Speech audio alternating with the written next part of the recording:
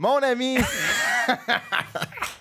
Comment ça va, mon ami? J'aime ça qu'on ait repris l'intro pour que tu ailles un peu plus d'entrain avec mon ami. Mon ami. Mais ça va super bien. Je suis vraiment content d'être là avec toi. Dans le beau studio. Dans le beau studio.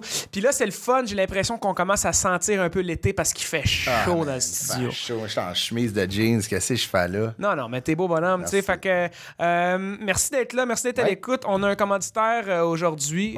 Chris, veux-tu nous les présenter? Grupo Bimbo. C'est des boulangères qui, vous les connaissez, pain pomme, Villaggio, tous les gâteaux vachons, les takis, Name It et plusieurs autres marques. Oui, j'ai entendu dire qu'ils faisaient 10 000 pains à l'heure. Écoute, ça roule au quart de tour. C'est une super belle compagnie.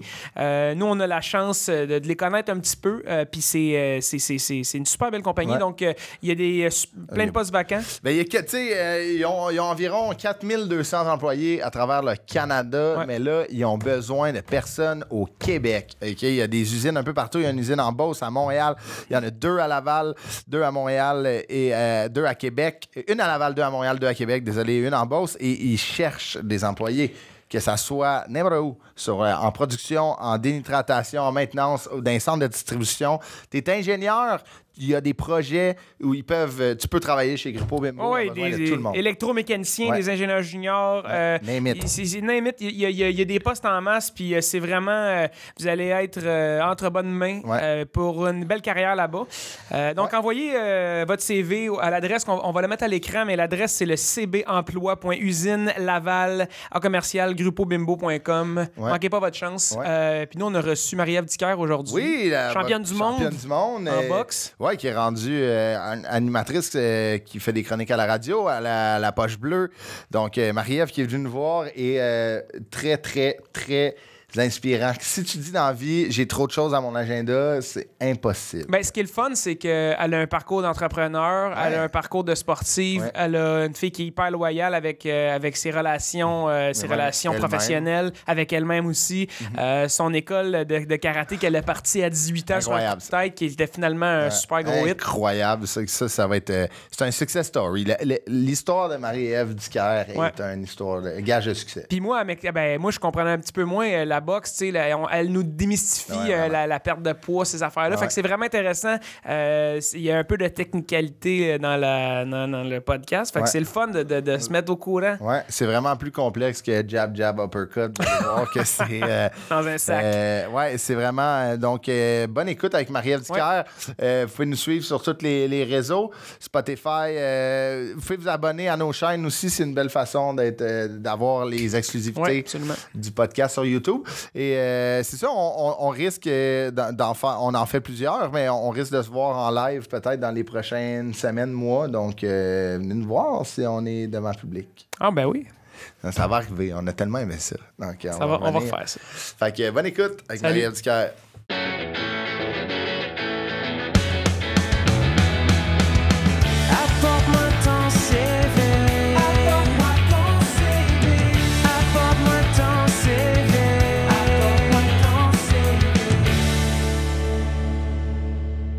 Salut, mon Ludovic! On commence tout le temps nos podcasts un peu. Ça fait genre 40 qu'on fait. Puis je sais ça fait-tu 40? Je sais pas loin. Ça fait longtemps qu'on fait ça. Puis je sais jamais comment commencer. Je commence tout le temps. Salut, Ludovic. Là, je trouve que tu commences à être trop à l'aise. Zalaise. Mais je suis content. Un peu moins que la langue française. Ouais, mais c'est parce que je commence à m'enfarger un peu. À t'enfarger, comment ça va? Ça va bien. T'as un nouveau chandail encore? C'est un nouveau gilet. Tu vois? Il est beau. T'es dans thématique un peu taupe, beige. Ouais, mais je pense que je suis taupe, là. T'es taupe? Ben, c'est parce que j'aime les couleurs qui sortent de l'ordinaire. Tu sais, ça, taupe, c'est rare. Ouais, c'est vrai que c'est rare. Parce que toi, tu s'habillais souvent en noir avant. Là, je peux plus. Ma styliste a dit c'est assez. Là. Tu peux pas juste t'habiller en noir. Je comprends. Mais il a bien fait. Et notre invité n'est pas de noir vêtu. Non, c'est la thématique taupe et casquette de baseball. Exactement. Moi puis Ludo, on s'était appelés. Quand tu m'as pas eu le mémo. T'as pas eu le mémo, Christophe? Je suis en chemise de jeans. Planète Hollywood. Mais toi, t'es le monsieur, juste avant qu'on rentre en onde, on parlait des remises de carte de crédit et tout. Mais c'est toi qui as initié ces conversations-là. Fait que t'as le rôle de comme un peu être mature. Fait que... Mais je deviens dangereusement mon père Puis, tu sais, mon père que tu connais, qui est Pierre, Monsieur Pierre. Un homme que j'adore, mais dans beaucoup de ses réflexions et dans ses agissements, surtout sur les réseaux sociaux, ça m'effraie. Mais genre aussi, comme tu reçois tes gens, ton podcast avec des pantoufles. Oui, je suis en pantoufle, je suis en pantalon. Mais je pense qu'on devient toujours une version comme... Wish. Une version Wish, une version pâle de nos parents. C'est vrai, hein? Moi, là, c'est comme avec les maudits plats Tupperware. Quand j'étais jeune, ma mère, elle m'a tellement chialé après parce que je ramenais jamais les plats Tupperware. Puis là, à la maison, l'autre fois, j'ai comme vraiment pété ma coche. Puis là, j'ai fait comme... J'arrête pas d'acheter des plats, puis ils reviennent jamais. Et là, j'ai fait, oh my God. Oh non. Que tu deviens maman. Ouais, non, j'ai vraiment... J'ai pas aimé la version de moi-même, fait que j'ai juste arrêté de livrer bataille avec les plats. Je comprends, puis tu sais, mais là, vous avez reconnu la reine du Tupperware, Marie-Ève Ducaire. Comment ça va? Ça va super bien. J'ai retrouvé mes couvercles de plats que je cherchais depuis quelques semaines. les fameux bleus ou les rouges, là, j'ai vraiment vu un podcast aussi mature, là, mais... Non, mais les plats Tupperware, que tu mets du spaghetti dans le micro-ondes qui reste taché, mais ça, ça m'énerve. C'est fini ce temps-là. C'est des plats Tupperware en vite. Ça, c'est le best. Ouais, ça marche, mais tu sais... Ouais, est-ce qu'on est d'accord? Ça devient rose, c'est impossible. Ça. Non, on n'aime pas ça. Ouais, non, on n'aime pas ça. Comment ça va, Marie-Ève? Hey, ça va super bien. Écoute, je suis venue ici discuter de remise de carte de crédit, de plats Tupperware, de pantoufles. Top shape. C'est vraiment une belle journée. C'est un podcast commandité par genre Winners. Ah, oui. Zellers. Mon magasin préféré. Non, Winners. Comment on va upgrader notre Zellers? Ça existe plus. Non, c'est ça. Je pense que oui. Je pense pour une raison. Il est à temps. Version têtée de ses parents, Ludo qui va aller aux Zellers. Non, mais Zellers, il y avait une cantine quand tu rentrais, super 50, un peu avec des bancs en cuir bleu. C'est vrai. Là, le Costco, t'ont pogné ça. Là, ouais, c'est ça.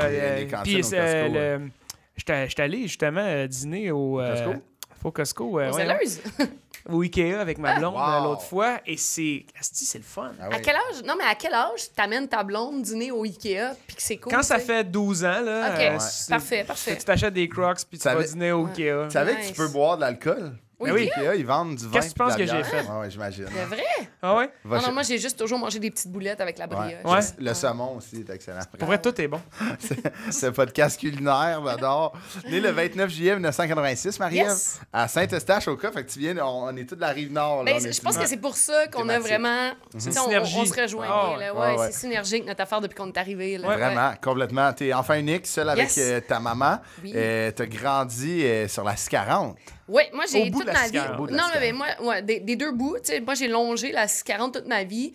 Je suis née à Saint-Eustache, j'ai déménagé à Oka. OK. Je suis revenue à Saint-Eustache, j'ai habité à Sainte-Thérèse. Maintenant, je suis à Terrebonne. Donc, Tu l'as vraiment fait, là. Ouais, moi, longé. j'ai essayé l'Ouest. Puis j'étais comme, je suis rendue ailleurs dans ma vie. Fait que là, je suis partie vers l'Est. OK, Arrête là, tu sais, Ouais, mettons non, je m'en vais Terrebonne. pas plus loin, non, c'est ce que l'autre bord, tu sais, c'est ça. mettons, tu tombes quoi, Mascouche, la Chenesse. C'est un point de non-retour. Tu commences à l'échapper, là. Ouais, c'est un point de non-retour dans Ouais, ce temps-là. la plaine, c'est comme un tatou de tribal. Tu sais, Exact. c'est comme tu vas toujours. La plaine, Avec les dauphins. C'est ça, believe. Excusez-nous pour les gens de la plaine. Au primaire, tu étais allé à l'école des Pins. Tu étais une bonne élève, mais qui avait de la jasette. Oui, hein, c'est surprenant. Je pense de mon premier bulletin de maternelle à mon dernier bulletin de secondaire, c'était écrit « Marie-Ève parle beaucoup trop en classe. » là. Ah ouais, hein? Ouais, c'est comme t'allais à la rencontre de parents, puis ma mère était comme je vais vous arrêter tout de suite. Je sais que Marie-Ève parle beaucoup. Pouvez-vous me dire autre D'autres chose? choses, Ouais, c'est ça. C'était plus une surprise. Là. Non, c'était pas une surprise. Tu sais, je me faisais même plus chicaner. Là. Petite, je me faisais dire comme là, Marie-Ève, j'aimerais ça que tu parles un petit peu moins, tout ça. Puis après, c'était juste comme c'est là, on va l'accepter. Ben, c'est ça, tu sais, d'encourager. C'est quand même, c'est un beau problème, un enfant qui est extraverti un peu, là, parce que, tu sais, le primaire, le secondaire, ça peut être difficile sur des enfants qui sont renfermés sur eux-mêmes. Toi, tu sais, des fois, tu dérangeais en classe, mais Des toi, fois, ça te dérangeait pas, tu sais. Souvent, non, mais c'est ça. Tu sais, moi, l'affaire, c'est que j'ai comme la faculté de faire plein de choses en même temps. Fait que le professeur parlait, je dérangeais tout le monde, mais j'étais capable d'écouter ce que le professeur disait. Donc, quand il était comme « Hey, Marie-Ève, qu'est-ce que je viens de dire? » J'étais capable de répéter. Ah oui? Fait qu'elle pouvait pas tant me chicaner. Ouais, je comprends. Sauf que j'empêchais vraiment toutes les autres d'apprendre. Ah, c'est ça. Là, Je comprends. ouais, c'était intense, mon affaire. Là. Mais, tu sais, c'est ça. Mais quand même un élève positif, là. Oui, moi, écoute, je suis vraiment comme la mascotte, puis je suis encore comme ça, là. Le leader. Avec l'école, en général, dans la vie, c'est toi qui lead le positivisme. Puis, exact. Moi, je suis toujours là pour amener le côté positif, là. Tu sais, j'ai joué au soccer pour la Fondation Patrice Bernier en fin de semaine, là, puis moi, j'étais pépée, là. Tu sais, j'étais sur le banc, puis là, j'encourageais mes joueurs, puis let's go. J'étais vraiment heureuse d'être là. Tu sais, comme là, je suis comme... Malade. Elle a amené ses Tupperware, mais t'es comme ça a un élastique. Exactement, ça revient chez nous, ça. Exactement. Mais c'est ça, fait que ça t'a suivi un peu tout ton secondaire, à un point tel que, une de tes meilleures chums t'a comme fait une intervention sans que ça soit une intervention. Mais c'est un peu chiant, tu sais, quand t'es au secondaire, habituellement, tu t'attends à ce que tes amis veulent être vraiment avec toi. Ouais. Puis on était surtout au secondaire. Ouais, surtout au secondaire. Tu sais, au primaire, tu fais comme, on peut se détacher un peu, mais au secondaire, ça devient fusionnel. Puis c'était ma meilleure amie, on était vraiment fusionnels, mais elle est en train de couler ses maths à cause de moi. Okay. Parce que moi, je parlais tout le temps, puis... Tu comprenais. Moi, je comprenais, fait que j'avais des super bonnes notes, puis elle est en train de couler. Puis tu sais, les maths 436, tu veux pas les couler, là. Fait qu'elle a demandé au prof de changer de place. Ça, c'est quand même... J'ai été insultée. Ma meilleure amie a demandé de changer de place pour pas être assis à côté de moi. Non, mais moi, je trouve ça malade qu'elle ait... Tu sais, le gars, mais aussi qu'elle a compris comme, OK, ça, c'est mon problème. Faut que je le règle. Je veux dire, on a une amitié, mais faut que je m'en aille. Mais quand même, hein? Quel genre de meilleur ami fait ça, tu sais? Ah, quelqu'un qui veut... là, tabarouette. Je me suis trouvé une meilleure amie. Ouais, c'est ça. Une autre qui est bonne en maths. Une autre qui était bonne en maths. Pas besoin de récup, mes chums. Moi, je prends les meilleurs. Exactement. Ton audition pour avoir des amis, c'est qu'ils font des calculs mentaux pendant que tu leur parles dans l'oreille. C'est ça, exactement. Puis après, t'as fait ton secondaire à Oka, puis après, t'es allé à la Polyvalente de Montagne. Ouais. Puis là, au cégep, toi, t'as commencé un programme que tu pensais peut-être faire ça dans la vie. Y a-tu vraiment quelqu'un qui s'en va en sciences humaines puis qui se dit dans la vie, je vais rester en sciences humaines? Non, je parlais de l'autre après, mais oui. La science humaine, moi, j'ai commencé en sciences humaines parce que je savais pas trop quoi faire. Puis j'ai dit, moi, je vais aller à Saint-Jérôme parce que je vais aller en résidence. Saint-Jérôme étant très loin de Saint-Eustache, je pourrais pas faire la route, tu sais. Finalement, c'est pas tant loin. Ben non, je sais. Je voulais juste partir de chez nous puis avoir une bonne raison. Excuse-moi, tu voulais aller en résidence à Saint-Jérôme. Ouais, ben je l'ai fait. Je l'ai fait 6 filles dans une résidence. De cégep, right? De cégep, right. Là, à 17 ans, parce que moi, je suis née en juillet. Là, 17-18 ans, 6 filles dans une résidence. Pas le club med, mettons. Là, écoute, ben laissez-moi vous dire qu'il n'y avait pas grand-chose dans mon frigidaire à part de l'alcool. Hein, les décorations, c'était tout ce qu'on avait pu trouver dans les terrasses avoisinantes de ça. Là, fait que... Des logos Corona, il y en avait. Ouais, des logos Corona. Il y avait les petits fanions là, que tu trouvais sur les terrasses. Parce que le running gag, c'est ça. Toutes les fois qu'on sortait dans un club, il fallait ramener quelque chose pour décorer on décorait notre appart comme ça. Fait que mes notes ont été vraiment super bonnes. J'étais vraiment focus sur mes études à cette période-là. Puis le sciences humaines, il n'y a pas des profils souvent? Ouais, ben moi, j'étais en profil de individu et monde. Ouais. C'est clair. Ben, tu sais vraiment ce que tu veux faire dans la vie quand tu fais ça. Ben, tu sais, c'est en profil monde. OK. Mais le monde s'ouvrait à moi. Ah, c'est ça, exact. Les sciences humaines, tu sais, c'est très... C'est souvent, tu rentres au cégep, c'est pas c'est général, là, c'est ça. Tu rentres, exact. tu ressors, tu sais, souvent. Tu sais, moi, j'étais en sciences humaines, pas de maths, tu sais, c'est... Ben, c'est ça. Ça sert à quoi, ça? Ben, c'est ça. C'est 4 ans. Moi, mais j'ai l'impression que c'est 4 plus... ans? Ouais, parce que je joue au hockey, fait que je restais un peu. Mais moi, je faisais du karaté. OK. Puis je jouais au hockey. Je l'ai quand même fait en 2 ans, tu sais. Ça, c'était avec le cégep. Ouais, avec le cégep. Fait que j'aurais pas pu être ta meilleure amie au secondaire. Non, t'aurais pas pu être ma meilleure amie au secondaire. C'était l'effet de pareil, hein? Mais là, après être dans le brouillard de la science humaine, le flou du cégep, technique policière. Ouais, moi, je pense que je me suis dit, je vais aller intercepter les gens qui volent les fanions des terrasses. Je vais m'en aller en technique policière. Et pour être sûr de compliquer la chose, parce que... Apparemment que j'avais trop de facilité à l'école, j'ai décidé d'aller au cégep anglophone, donc à John Abbott College. Puis ça, c'était vraiment cool parce que en plus, je suis retournée chez ma mère à Saint-Eustache. Donc, en plus de faire Saint-Eustache, Saint-Anne-de-Bellevue à tous les matins dans mon Honda Civic. Ça, c'est un esti drive. Ben, c'est une méchante ride, mais après ça, j'arrivais dans un cégep anglophone. Puis même si je parlais bien anglais, ben, c'était pas ma langue première. Donc, je remettais les travaux et là, ils me donnaient, mettons, une note comme 90%. Puis là, ils enlevaient comme toutes les fautes de syntaxe. Puis ils étaient comme, mettons, 55. Si tu veux ton 90, fallait que j'aille en récup, que je travaille avec le prof, puis je le remette. Fait qu'ajoute à ça comme tout le traveling et tout ça. Donc, j'ai fait une session et j'ai fait comme, hey, sais-tu quoi? Je vais laisser les gens voler des fanions de terrasse. C'est ça. On n'a pas besoin d'autant de fanions. Non, c'est ça. C'est correct, exactement. Donc, j'ai fait une session avant de changer de choix de carrière. Mais si admettons, tu étais rentré dans un cégep francophone, penses-tu que la police aurait été quelque chose qui t'aurait allumé? Écoute, je sais pas parce que, honnêtement, moi, je suis une fille que je veux dire, je suis les lois, je suis les règlements, je suis vraiment docile. Là. Ma mère fait juste dire « arrête du cœur », puis je m'écrase encore à mon âge. Là. Mais en même temps, je suis toujours un peu sketchy, puis toujours un petit peu sur la ligne. Tu sais, moi, j'ai tendance à toujours étirer l'élastique un peu, fait que je sais pas jusqu'à quel point j'aurais été une bonne policière. Tu sais, j'étais comme « ah, c'est pas grave, là, fais-les. » Mais tu sais, ça aurait été... je sais pas. Genre de police du peuple, tu sais, comme, mettons, pas trop strict, mais tu sais, de comment qu'ils recommencent pas. Ben, moi, je pense que j'aurais fait comme les foires puis les fêtes dans les parcs. Okay, moi, ça aurait été, je pense, ça, mon rôle de policière. Okay, là, non, mais check les cowboys avec la main sans ceinture. Police avec du jugement. Là. Non, mais police avec du jugement ou police avec un petit peu trop de permission. Mais en tout cas, tu sais, je veux dire, j'avais l'impression que c'était peut-être un petit peu trop strict pour le genre de personnalité puis de personne que j'étais. Je comprends.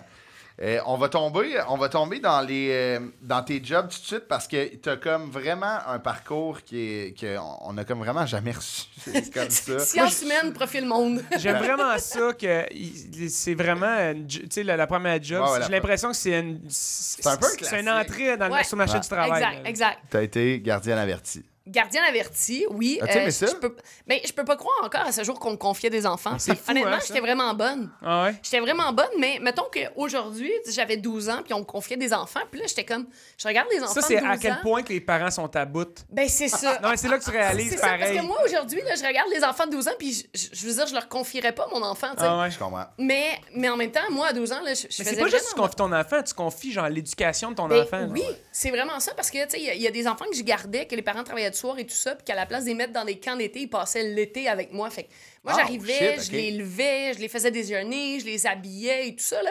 Fait que, tu sais, je veux dire... C'est quand même une grosse responsabilité. Apparemment, j'ai pas trop scrappé parce que ces enfants-là, aujourd'hui, ont quand même une bonne vie, là. Mais oui. T'es en contact avec eux encore? Oui, je suis en contact avec eux encore. Fait que c'est vraiment cool. Moi, je suis une fille fille super loyale qui garde mes relations dans le temps. Fait que je suis en contact avec tous les gens de mon enfance. C'est sûr que j'en ai perdu de vue, mais tu sais, j'aime ça une fois de temps en temps faire comme « Hey, comment tu vas? » Ouais, exact. J'aime ça. Après cette épopée dans le monde du gardiennage, tu as été commis des articles ménagers au Canadian Tire. Est-ce que tu avais un homme? Hein? Un homme? Un homme? Non, mais... C'est pas ça que je comprends la question. Non, mais c'est comme... Moi, j'ai un numéro là-dessus. Je dis que les employés du Canadian Tire, c'est comme... Ils sont tous un peu morts en dedans. Mais j'étais pas morte. Ben oui, je pense que j'étais morte en dedans parce qu'à cette époque-là, j'avais découvert le nightlife et sortir dans les clubs. C'est ça. C'est ça pour ça qu'ils sont tout le temps blancs, mais je te confirme que, genre, je sortais du club, je dormais comme 1 heure, puis après ça, j'allais travailler. Fait que mes souliers, à la fin de la journée, étaient pesants. Je sais pas jusqu'à quel point j'étais morte en dedans ou je faisais juste ça pour... continuer, là. Mais ce qui était cool, c'est que, tu sais, à 15 ans, les articles ménagers, les friteuses, les toasters, puis ces affaires-là, je veux dire... T'avais 20% de rabais, fait que tu peux-tu les avoir? Ben, moi, j'ai fait mes cadeaux de Noël. La première fois que j'ai travaillé chez Canadian Tire, c'était mes plus beaux cadeaux de Noël à vie, là, parce que, tu sais, j'avais mon rabais d'employé, puis je voyais les spéciaux, parce que c'était moi qui posais les petites étiquettes. OK, c'était toi qui mettais... Fait qu'en plus des acheter en rabais, j'avais mon rabais d'employé. Ça a été, genre, l'année où j'ai fait les plus beaux cadeaux de Pour Noël. vrai, Canadian Tire, des fois, moi, je suis rendu... Moi, j'adore. À quel point que je suis rendu un monsieur, c'est que j'ai un circulaire là, qui rentre à chaque semaine. Puis j'achète mes outils en rabais, mais ils tombent en rabais. Genre, gros rabais. Mais oui. Parenthèse sur le Canadian Tire, là, moi, en tout cas, je vous salue là, si vous écoutez ça. Salut, Monsieur Tire. Là, mais d'une honnêteté, d'une franchise incroyable, parce que c'est la seule place dans le monde que le rabais, ils vont écrire, vous avez 13% de rabais. Oui. Pas 20, pas 10. Non. Genre, vous avez 24,5% de c'est rabais. Hein? Exactement. Sur un air fryer. Fait que genre, bravo. Merci de ne pas nous bullshiter. Non, il y a peut-être un peu de toi là-dedans. Là. Ben, moi, je pense que j'ai changé le système. Ben, c'est ton système, je pense. Ben ouais, c'est ça, c'est mon système. Ouais, exactement. Loyauté, fatigué, les prix non, mais j'étais là. arrondis. J'étais là. Je veux dire, je me manquais pas un jour, là. Mais il y avait un divan dans la salle des employés en haut, là. T'as dormi dessus. Hey, je vous confirme que j'en ai fait des dodos. Ben là. On avait 1 heure de dîner, là. Je mangeais comme en 5 minutes, puis je mettais mon alarme pour les 55 autres minutes restantes. Ah ouais, hein? Ouais. T'étais un employé fidèle? J'étais un employé fidèle. Est-ce que j'étais un employé modèle? Je pense pas, parce que des fois, on faisait des mauvais coups. Genre, je me cachais dans des boîtes dans l'entrepôt, puis je faisais peur aux gens. Là. Mais tu sais, je pouvais rester longtemps dans ma boîte payée. Là. 55 minutes en dormant. Non, mais tu sais, mettons, tu te dis, hey, ça va être une bonne idée. Je vais me cacher dans une boîte de 7 de patio, puis quand l'employé va venir la chercher, je vais y faire peur. Mais. Il échappe de quoi? Puis là, on est en plein hiver, tu sais. Non, mais c'est pas ça, là. C'est juste que, tu sais, moi, pendant ce temps-là, pendant que je suis payée à cacher l'emploi, je travaille pas, tu sais. Mais je pense que c'est ça qui se passe quand t'arrives chez Canadian Tire. Tu cherches toujours les employés, sont tous dans des boîtes en train de faire peur au monde. Mais c'est parce qu'on faisait des courses aussi dans l'entrepôt, là. Tu sais, t'es comme des lifts, là. Puis tu mets les 2 pieds là-dessus, puis c'est comme une trottinette, là. Mais les entrepôts sont longs, là. Fait que, tu sais, je veux dire, je sais pas jusqu'à quel point. Ouais, mais j'étais une bonne employée, mais en même temps, tu sais, je veux dire, je manquais peut-être un petit peu de maturité pour avoir tant de responsabilités. Mais... Ça prend un peu de fun, tu sais, dans ce job-là, c'est quand même long. Là, j'avais ben du fun. Ah, c'est malade. Mais c'est ça, il est arrivé quelque chose, parce que toi, tu sais, mettons, j'imagine quand t'es rentré à 15 ans, t'avais, tu sais, les articles ménagers, c'était pas une passion pour toi. Écoute. Puis là, il y a une cliente en particulier qui voulait pas... Ben, tu sais, on le dit, nos parents sont souvent nos plus grands fans, ils sont souvent les plus critiques. Et là... Moi, ils me font faire des formations parce que je deviens la personne ressource dans les articles ménagers. Fait qu'ils me font faire des formations en ligne qui me payent pour que j'apprenne toutes les affaires. Ouais, tu sais. Puis là, à un moment donné, je comprends très vite le processus de apprendre les derrière de boîte par cœur. Comme ça, quand les clients te posent des questions, tu as l'air de savoir ce que tu dis, tu sais. Fait que moi, je suis quand même assez rapide, puis j'apprends quand même facilement. Fait que j'avais comme appris bien mes affaires. Et là, arrive la cliente la plus difficile de la Terre, ma mère, qui veut acheter un air climatisé. Puis là, je suis comme, OK, allô, maman? Et comme, est-ce que tu peux me trouver quelqu'un pour m'aider? Puis je suis comme, La spécialiste, c'est moi. C'est moi. Mais non, mais quelqu'un qui connaît ça. Tadam! J'ai mon niveau 2 en air climatisé, maman, tu sais. Et là, il est comme, ben non, mais ça me prend quelqu'un. Puis je suis toute seule sur le plancher. Je suis comme, ben là, maman, je vais pas appeler mon boss parce que tu vas me faire perdre ma job, tu sais. Fait que ma mère est partie un peu en boudin avec son air climatisé que j'y avais recommandé. Mais tu as vendu, tu as closé la vente. J'ai closé la vente en lui disant, maman, fais-moi pas perdre ma job avec si j'appelle mon gérant, là, tu sais. Ça, c'est quand même malade. Ça, c'est une des meilleures ventes parce que, tu sais, comme t'as convaincu ta mère d'acheter, puis Chris, t'es rentré chez vous, puis il faisait frais. Ben, c'est ça, tu sais, c'était quand vraiment même fort, cool. là. Puis là, après ça, je pouvais inspecter si l'air climatisé était assez grosse pour l'appartement. Mais à quel point tu peux te tromper avec un air climatisé? BTU, là. Le BTU, c'est comme compliqué, mais ce qui est cool, c'est qu'il y a comme une charte en arrière de la boîte. Le nombre de pieds carrés, t'as besoin de temps. Exactement, le nombre de pieds carrés, t'as besoin de temps. Puis ce qui est cool, c'est que, mettons que t'es un commis, puis que t'apprends la charte par cœur, puis t'as pas besoin de la lire en ce moment quand le client te pose des questions, t'es comme... Right on. Madame. Right on. Pieds carrés chez vous, 2000. T'as besoin de 500. Le monde sont-tu rapides, les gens? Ils sont bien formés ici. Ah ouais, ben c'est ça, exactement. Le calcul mental, ils l'ont, mais c'est de la frime, ils apprennent tout par cœur. C'est exactement ça. Des petits cartons découpés dans tes poches, les derrière de boîte. Non, il y a un prompteur. Il y a un prompteur BTU. BTU, ouais. C'est là que... C'est drôle à dire, là, puis je sais pas si le lien va être boiteux, corrige-moi, mais c'est le Canadian Tire qui t'a amené à peut-être une des plus grosses étapes dans ta vie, dans ta jeune carrière professionnelle. Tu faisais déjà du karaté. Combien de fois j'ai donné de coups sur le micro puis que ma chaise craque? C'est correct. Ça marche. Fait que si vous entendez ça comme Chuck est en train de driver le micro, il est comme... C'est ça. Je suis rendu à peu près à 4 jabs sur mon micro. Tu faisais du karaté depuis, comme tu disais, karaté hockey. Le karaté, c'était vraiment ce que tu étais le plus impliqué là-dedans. Et c'est une journée au Canadian Tire qui a comme tout changé. Ben, en fait, je sais pas si c'est la journée au Canadian Tire ou mon prof de karaté qui avait besoin de vis. Ah, ouais, OK. Trouvons. Ah, ouais. Et là, mon prof de karaté qui arrive chez Canadian Tire et moi, en tant que commis fier, va aider le client. Parce que t'es niveau 2 en vis. Non, je sais pas niveau 2 en vis, mais je passais par là, tu sais. Comme tout bon commis qui se retrouve pas dans sa section, là, je devais venir faire un mauvais coup au commis, commis de la quincaillerie. Des boîtes de gazebo. Ah oui, ça se peut. et là, je reconnais mon prof de karaté. Hey, salut. Puis là, il est comme, ben, tu sais, qu'est-ce que tu fais là? Ben, je travaille, tu sais. Là, il dit, ben non, mais ta place, c'est pas dans un Canadian Tire, c'est dans une école de karaté. Je suis comme, OK, mais encore, tu sais. Et là, il me dit, ben combien tu fais par semaine? Puis, tu sais, c'est un job d'étudiant, là, c'était comme dans les centaines de dollars et tout ça. Puis là, il me dit, ben regarde, il dit, viens travailler à l'école de karaté pour moi, puis je vais matcher ton salaire. Wow. Puis là, je suis comme, OK, mais là, tu sais, avec l'école, c'est pas toujours facile, les horaires de travail. Ben, il dit, regarde, il dit, je vais te mettre comme réceptionniste en fonction de quand t'arrives et tout ça.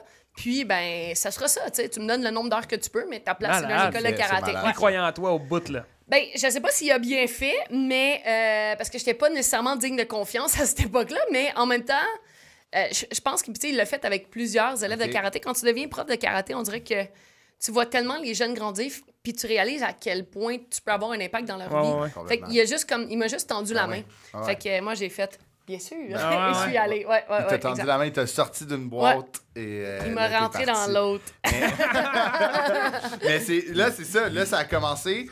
T'étais à la réception. Ouais, à la réception. Et c'était pas ta place. Moi, j'étais la pire réceptionniste de la Terre. Mettons que tu as un commerce, là, puis tu veux m'engager comme réceptionniste, je vais vraiment te recommander de ne pas le faire. Parce que les clients arrivaient, puis là... T'étais dans une boîte, tu leur faisais peur. Non, même pas, j'étais comme « Allô? » Mais ça, l'accueil, je l'avais. Le service client... Ouais, ça, l'accueil, le service client, entretenir le lien, comme jaser de tout et de rien, les small talk, là, ça, je l'avais. C'est juste que là, mettons, le client me payait, puis j'étais comme trop omnibulée par le small talk, puis accueillir les autres clients que je l'écrivais pas. Puis là, mettons, là, ma boss, elle passait en arrière de moi, puis elle était comme « Ah, OK, lui, il a pas payé son mois. » Puis il était comme « Hey, excuse-moi, Ludovic, t'as pas payé ton mois. » Puis comme « Ben oui, je l'ai payé à Marie-Ève. » Marie-Ève? Ah, j'ai oublié de l'écrire. OK, fait que t'étais... Mais l'argent était dans la caisse. Ah oui. OK. Ben ça balançait jamais. Tu l'oubliais pas dans tes poches, t'arrivais chez vous dans la sécheuse, il y avait plein de billes. L'argent était dans la caisse. C'était niveau comptabilité, il manquait un peu de rigueur. Écoute, de rigueur et je pense d'attention, de désir d'être là. Puis tu sais, ce qui arrivait aussi, c'est que dès qu'il manquait comme un instructeur sur les cours, parce que c'est quand même une grosse école, donc dès qu'il manquait un instructeur sur les cours, ben moi j'arrivais en backup. Mais moi j'aimais beaucoup plus enseigner qu'être à la réception. Donc je sais pas si j'ai fait exprès. Mais ils ont très vite compris que ça allait être plus... Ouais, ils m'ont mergé en tant que prof de karaté parce qu'ils allaient vraiment perdre beaucoup trop d'argent, je pense. Là, toi, explique-nous. Moi, je suis vraiment pas... Je sais pas si t'es fan en karaté? Ben oui, là... Tout le monde a une ceinture jaune dans la vie, là. Mais j'en ai fait plus jeune. T'es comme le premier... La première personne de ma vie que je rencontre qui j'ai jamais fait de karaté. Wow. J'ai jamais fait d'arts martiaux. C'était vraiment pas... ça m'a jamais allumé, mais tu sais, j'adore... Je comprends le hype, mais moi, ça me... Je comprends, mais pour les autres. Ouais, c'est ça. Mais toi, t'en faisais déjà, fait que j'imagine que t'as atteint un niveau, c'est des ceintures, c'est des couleurs, c'est encore exactement. ça. Exactement. Tu parles d'un grand connaisseur. Ouais, c'est un fin connaisseur. Est-ce que t'étais déjà ceinture noire quand t'enseignais? Oui, j'étais déjà ceinture noire quand j'enseignais, mais tu sais, j'étais quand même jeune. Là, tu vois, j'étais chez Canadien Tire à 15 ans, donc ça, j'avais 16-17 ans. Donc, tu sais, de dire... Je suis ceinture noire, j'ai les connaissances techniques, mais après, il y a le côté, tu sais, l'ensemble, le côté maturité. C'est combien de temps, les ceintures? C'est des grades, c'est des nombres d'heures que tu fais? C'est à peu près des nombres d'heures, c'est en fonction des connaissances et tout ça. Là. Donc, il n'y a pas vraiment de barème Parce qu'il n'y a personne qui... Il n'y a pas un registre des gens... Non, il n'y a pas le registre. Tu pourrais être ceinture noire, puis comme ceinture noire dans un exactement. Moi, tu le sais que t'es ceinture noire, moi aussi. Ben, exactement. Là, tout le monde peut aller acheter une ceinture noire au magasin de karaté, sauf qu'en même temps, ben, c'est le respect. Par rapport à la communauté des arts martiaux et tout ça. Là. Mais ça reste qu'à 17 ans, même si tu es ceinture noire, que tu as les connaissances techniques, il y a le côté maturité puis il y a le côté enseignement aussi. Donc, c'est pour ça que souvent, j'arrivais comme en backup, comme professeur. On me confiait pas des groupes nécessairement tout de suite. Mais je pense que c'est quelque chose que j'ai développé quand même rapidement parce que ça a été très vite le moment où on fait comme, hey, elle, on l'utilise comme deuxième prof, puis finalement, non, on va lui laisser des groupes. Puis on va lui laisser comme plus de place et tout, là, fait que... Ça, t'aimais ça, la pédagogie à enseigner à des gens? J'aimais vraiment ça, puis comme j'étais en sciences humaines, j'avais des cours de psychologie à l'enfance, puis moi, je testais mes théories. Wow! Mettons, j'apprenais quelque chose à l'école, j'étais comme, hey, je vais l'essayer, ces enfants. Fait que je m'excuse à tous les enfants qui ont été mes élèves. Vous avez été mes cobayes avec mes cours de psychologie, là. C'est parce que t'étais au cégep en même temps, là? Oui, j'étais au cégep en même temps, exact. Ça, c'était avant la technique policière. Ce qu'elle faisait à l'école de karaté, c'est qu'elle faisait comme le chien de Pavlov. Oui, exactement. Le petit gars, fallait qu'il cogne sa cloche. Fallait qu'il cogne sa cloche. Ben, c'est ça. Mais un laboratoire, dans le fond, cette école-là? Ben non. J'essayais vraiment de tester. Ben oui, je comprends. Tu sais, mettons, comme tu dis, tu as 17 ans, tu pratiques, tu enseignes le sport que tu préfères. Avec des enfants qui viennent de différents milieux, différentes familles. Puis là, les seules ressources psychologiques, c'est d'un cours de 1h à 3h30 le jeudi, donné par un prof. J'aurais fait la même affaire. Je faisais la même affaire quand je coachais au hockey. Je trouve ça le fun d'avoir, justement, t'as un genre d'échantillon parfait. Oui, c'était parfait. C'était vraiment parfait. Puis tu sais, j'avais vraiment tous les groupes d'âge. On les prenait à 3 ans. Puis tu sais, ça allait, il y a 3 ans, mais il y a enfants jusqu'à 6 ans. Puis après ça, il y avait ados. Et après ça, il y avait adultes. Fait que j'avais vraiment toutes les tranches d'âge, puis j'avais vraiment tout le cycle de l'évolution. En fonction des modules que j'apprenais à l'école, je pouvais... c'est con, puis de l'évolution physique aussi, Ouais. là, tu sais, la puberté qui pogne, Oui, tu sais, c'est les incroyable. hormones. Tout qui- différent de chacun, en Ah, plus. tu sais, là. les- Ben, c'est ça, hey, exact. 3 ans, ça doit être cute, par exemple. Ben, c'est plus cute pour les enfants que pour le prof qui ouais. donne le cours. Là. Je te confirme. Parce que à 3 ans, c'est plus comme garderie que Ah ouais, c'est karaté. ça. Là, Ouais. mais en même Garderie temps, en c'est- kimono, là. Ouais, garderie en kimono, puis c'est encore pire parce qu'il faut que tu attaches leur ceinture, puis là, ils te toussent d'en face, là, ou tu sais, ils mangent leur ceinture. Fait que quand tu prends la ceinture, C'est c'est mouillé de dégueulasse. bave. Là. Ah non, les manches, des fois, là, t'essaies de rouler la manche, t'es comme tout Ah, froid. c'est puis t'es dégueulasse. comme, Ugh. Comment qu'ils font les enfants pour être tout le temps mouillés? Moi, ma petite, là, elle se crache tellement dessus. Là. Ah non, c'est ça. Elle est tout le temps à trempe. Je suis comme, t'as froid, là. C'est Ah ça. T'as froid, c'est sûr, Oui. mais c'est ça. Mais tu sais, c'est ta fille. Fait Ouais. qu'imagine-toi comme quand c'est pas ta fille. Oh, ouais, puis non, faut- non, tu je comprends. rattaches sa ceinture, puis là, tu mets la main comme dans un spot de bave, puis t'es comme. Ah ouais, non, je comprends. Mais là, Ouais, c'est ça. ce cheminement-là, t'as pas juste amené à enseigner le karaté. Il est arrivé quelque chose. Toi, t'as Ouais. dit, t'as aimé ça, go big or go home. Ouais, ben moi, c'est ça dans ma vie. Tu sais, peu importe ce que je fais, c'est ça, c'est go big or go home. OK. Là. Puis, tu sais, à 18 ans dans la vie, tu connais tellement de choses. Là, t'as 18. Ah ouais. Ouais, ben j'ai enseigné pour mon prof pendant comme quelques années. Là, l'école a grandi. J'ai de plus en plus de responsabilités. J'ai beaucoup de renforcement positif aussi. Ok. Là. Donc, les élèves apprécient le travail. Mon prof apprécie le travail. Donc, moi, dans la vie, je sais ce que je fais. OK. Puis, tu sais, je le dis souvent à la blague, mais c'est vraiment vrai. À 18 ans, je connaissais plus de choses qu'aujourd'hui. Ah tu sais. ouais, c'est ça. Parce que, tu sais, aujourd'hui, je me fais comme, ah non, finalement. Mais à 18 ans, mon prof de karaté, qui a fait ça pendant 20 ans, qui a une quarantaine d'années, qui vient me dire que c'est pas comme ça qu'il faut enseigner, il est qui, lui, tu sais? Ah, Ah c'est ouais, ça. Non, mais Ah qu'est-ce ouais. qu'il Ça connaît fait là-dedans? 6 mois que je fais ça. Ah ouais. Mais c'est ça, tu sais, Ouais. qu'est-ce qu'il connaît là-dedans? Moi, je suis quand même championne du monde de karaté. Je m'excuse, toi, t'as fait quoi dans la vie, tu sais? OK, t'étais championne du monde. Ouais, moi, de je karaté. suis partie. Ben, en fait, go home or go big, là. Ouais. Cette période-là, j'ai recommencé à enseigner le karaté. J'en faisais un petit peu, mais je compétitionnais plus parce que j'étais un petit peu plus dans le hockey. Et moi, dans la vie, la pire chose que tu peux me dire, c'est que t'es pas game. Ah Et ouais. là, mon prof m'a dit, t'es pas game de recommencer à compétitionner. Je fais, all right. Fait que j'ai recommencé à compétitionner. Évidemment. C'était sûrement pas ça qu'il y avait en arrière de la tête, là. Fait que moi, j'ai juste montré que j'étais game. Puis la première compétition que j'ai fait, j'ai fini 3e. Puis moi, j'accepte pas ça, une 3e position. Fait que j'ai juste commencé à m'entraîner, mais vraiment intense. Fait que 6 mois plus tard, ben, je prenais mon sac à dos à 18 ans, puis je m'en allais en Espagne à mes premiers championnats du monde. Voyons. Wow. Puis je suis revenue au Québec, championne du monde. Fait que c'était mon premier voyage, c'était ma première fois que je prenais l'avion. Je suis revenue championne du Quelle monde. ceinture. Fait que là, ben c'est ça, avec la ceinture. Puis là, j'enseigne dans l'école de mon prof. Puis là, lui, il me dit que c'est pas comme ça que ça marche. Puis je suis comme, hey, je m'excuse. Vous êtes qui, vous? Ouais, ouais, Tu sais, c'est pour ça. me dire Moi, ça? je suis championne du monde. Ben, moi, je suis championne du monde, tu sais. Ah ouais. Je veux dire, j'ai 18 ans, là, je suis un adulte, là. Ah ouais. Je connais ça, moi, Ah le oui, karaté. c'est ça. tu sais. J'étais au top. J'étais au J'étais au top. top de la maturité. Ben, là. exactement. Ouais. Donc, à 19 ans, vu que j'avais beaucoup trop de contraintes Mhm. dans ma façon d'enseigner, puis dans la façon de gérer l'école, qui était pas la mienne, soit dit Ouais, en c'est ça. passant, je me suis dit, moi, je vais régler ça. Je vais ouvrir mon école de karaté. Oh, Tain. wow. Ouais, wow. à 19 ans, j'ai ouvert mon école de karaté. Fait qu'un avec peu en deux associés. contestation. Un peu en contestation, mais je reste une fille qui est tellement loyale, donc j'ai ouvert une franchise. Ah, OK. Fait que j'étais comme maître chez moi, mais en même temps, ça Avec avait le son même nom que Ouais. mon prof de Fait que karaté. tu y en avais parlé. Oui, oui, c'est ça. J'avais signé il les était, documents. il et était tout ça. d'accord, là. Ben, il était d'accord parce que lui, ben, veut pas, c'était cool parce qu'il y avait une expansion de son Ouais. école de karaté, puis il avait commencé à ouvrir des franchises Ok. déjà à l'époque. OK. Puis, en même temps, ben, je pense que c'est ce qui a permis de préserver notre relation. Là. C'est Ah un peu ouais. comme... C'était le compromis à faire. Ouais, je pense que c'est le compromis à faire. Là, comme Ah, voici, c'est- des parents avec Ouais. des enfants qui arrivent à un certain âge où tu veux juste qu'ils partent en appart puis qu'ils réalisent. Puis là, après ça, tu fais comme, ah ouais, puis la relation comme... Ouais, à bande. Ouais, à bande parce que là, les enfants comprennent un petit peu plus la réalité. C'est un peu ce Ouais, qui s'est passé. probablement. Fait que Ah j'ai ouais. ouvert mon école de karaté Aïe, à c'est 19 fort, ans. là. Ouais. À Comment 19 ça ans. se passait, ta clientèle? Comment ça fonctionne quand t'es propriétaire d'une école de karaté? Faut que tu te crées une clientèle, t'as Ben, des exact. billes à payer, tu sais, je veux dire, C'est c'est quand ça. même pas il y a des... plein de Ouais, ouais, layers. non, mais il y a plein de layers. Puis, tu sais, moi, c'était comme. Tu sais, aujourd'hui, il y a des affaires qui me ralentissent dans le sens où, par expérience, je suis comme, hey, fais pas ça, là, c'est vraiment une mauvaise idée. Ah ouais. Ouais, ouais. Mais moi, à 19 ans, je voyais pas la mauvaise idée de ouais. partir mon école de karaté dans le sens où j'enseignais déjà. Ouais.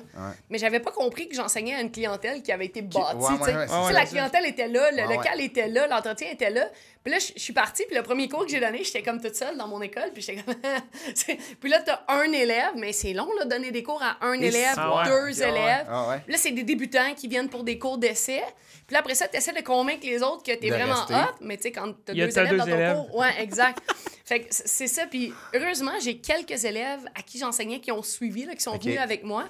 Mais c'est encore un peu pire parce que j'avais un clash. J'avais des élèves full avancés qui étaient avec moi, puis j'avais des débutants. Puis moi, puis Lude qui arrive. Ouais, c'est un cours pour tout le monde, dans le fond. Fait que... Ben, c'est un cours pour tout le monde, mais après ça, tu dois séparer selon les niveaux de ceinture et tout ça. Mais en même temps, tu pars ton école, fait que t'es un peu toute seule. Ouais, c'est ça. Puis là, fait qu'il faut que tu bâtisses la clientèle. Puis, tu sais, à 19 ans, moi, je pensais que j'étais vraiment cool puis que je connaissais beaucoup de choses, mais ça reste que, aux yeux de tout le monde, j'étais un enfant, là. Ah ouais, c'est ça. Tu sais, je suis un enfant, je suis une fille dans un monde de gars. Mais t'es championne du monde, ça doit quand même amener un genre de... Ça attire un peu ça une amène clientèle. un peu, mais tu sais, ça reste que... aujourd'hui, tu rentres dans une école de karaté avec ta fille, puis tu vois une jeune fille de 19 ans qui est propriétaire de l'école, puis tu fais comme... Jusqu'à quel point elle sait de quoi qu'elle parle, tu sais. Mais comment tu trouves un local? Comment tu payes ton loyer si t'as pas d'élèves? Qu'est-ce que tu rentres des coups de karaté à tout le monde? Exactement. Ce qui était cool, c'est qu'on a trouvé un local. J'avais des associés qui étaient plus vieux que moi et tout ça à l'époque. Mais aussi, comme je disais, j'avais des élèves en cours privé qui ont suivi avec moi. Donc, j'avais quand même un petit roulement par rapport à ça. C'était un petit local. Là. C'était comme 1200 pieds carrés. Là. Ça me coûtait pratiquement rien de location. Donc, c'était quand même pas si mal. Ouais. Puis après, ben, tu grattes tes tiroirs, t'empruntes un petit peu de sous à maman. Puis, mais c'est ça, moi, c'est un peu... Je veux parler de ça. Ouais. T'as 19 ans. T'es au sommet de ton art. Là, mais tu sais, pour vrai, t'es championne du monde. Ouais. Donc, le sport, tu le maîtrises. L'enseignement, ça fait comme 3-4 ans que tu le fais, ça va. Mais là, ça, c'est une partie de la tarte. Ouais. L'autre partie est administrative, financière. Exact. 19 ans, t'as-tu cogné à la banque, ça? Non, mais c'est ça, tu sais, les associés que j'avais à l'époque, c'était cool parce qu'eux, il y avait un petit peu ce côté-là. OK, de business. De business. Puis moi, après, ben, je suis une fille qui veut apprendre, qui veut comprendre et tout ça. Donc, je suis le top, puis je suis comme, OK, explique-moi ce que tu fais, je veux comprendre, puis je veux le faire, tu sais. Okay. Fait que j'ai appris à faire ça un petit peu par le biais. Après 6 mois, ben, j'ai acheté un partenaire avec l'autre, puis après 2 ans, j'ai acheté l'autre partenaire. Après 6 mois, t'achetais déjà un partner. Ouais, j'ai acheté un partner, puis après 2-3 ans, j'achetais le deuxième. Mais c'était le but, eux autres, de te laisser aller, de t'aider. C'était le but de me laisser aller, puis tu sais, après, tu commences une business, puis tu sais pas trop où ça va aller. Fait que tu sais, moi, je voyais ça comme vraiment mon futur, mon cheminement, ma job à temps plein. Pour eux, c'était un petit peu plus récréatif. C'est un petit peu plus comme, je m'investis, c'est cool. Ouais. Mais après, tu te rends compte que la vision de l'entreprise n'est pas la même pour chacun. C'est Donc, ça, c'est sûr. Comment tu fais? Soit que tu trouves un terrain d'entente ou soit ben, tu te serres la main puis tu dis, ben, c'était bien cool. Ouais. Maintenant, je vais voler de mes propres ailes puis tu sais, toi, continue de ton côté. Là. Wow. C'est quand même malade. Ça prend du guts, pareil. Ben, c'est vite. Tout a commencé d'un t'es pas game, ultimement. Ouais, exactement. Je trouve ça fascinant. Mais moi aussi, ça me... C'est malade, là. Tu sais, à 19 ans, de partir de ton école de karaté, puis comme 3 ans plus tard, t'es rendu tout seul là-dedans. Ouais, fait que là, aujourd'hui, t'as 45 écoles, puis... Non, mais ce que j'ai fait 2 ans plus tard, là, après 5 ans de bail, j'ai agrandi cette école de karaté-là. Wow! J'ai passé une surface de 1000 pieds carrés à 5000 pieds carrés. J'ai ouvert une section boxe dans cette école-là. Okay. Et là, ce qui était cool, c'est que vu que ça faisait 5 ans, mais j'avais formé une relève avec les entraîneurs et tout ça. Fait que j'avais des élèves... Ça roulait tout seul, genre? Ça roulait tout seul. Wow! Ouais. Fait que pendant que moi, je boxais, tu sais, l'école roulait de plus en plus. Parce que toi, t'avais commencé, je veux dire, est-ce que tu commences le karaté puis la boxe en même temps? Non, moi, j'ai commencé le karaté à 6 ans. Ouais. J'ai fait du karaté toute ma vie. J'ai compétitionné beaucoup. J'ai ouvert mon école à 19 ans. Puis un jour, à 24 ans, quand je suis on top of my game, puis que j'ai racheté mes partners, puis que j'ai l'impression que j'ai fait le tour, là, tu sais, à 24 ans. Ouais, ta retraite. Ouais, j'ai fait le tour, là. Moi, je veux dire, j'ai fait ce que j'avais à faire dans le milieu. Life? What's life? C'est next? ça, exact. Fait que, tu sais, j'ai gagné 5 championnats du monde entre-temps. Wow. Puis là, je regarde. Puis au karaté, excuse-moi, t'as coupé, y a-tu des bourses? Comment ça marche? Tu gagné ta vie en étant champion du monde au karaté? Pas tant, oui et non. Tu sais, je veux dire, moi, j'étais sur une équipe américaine, une équipe professionnelle américaine qui me payait pour compétitionner.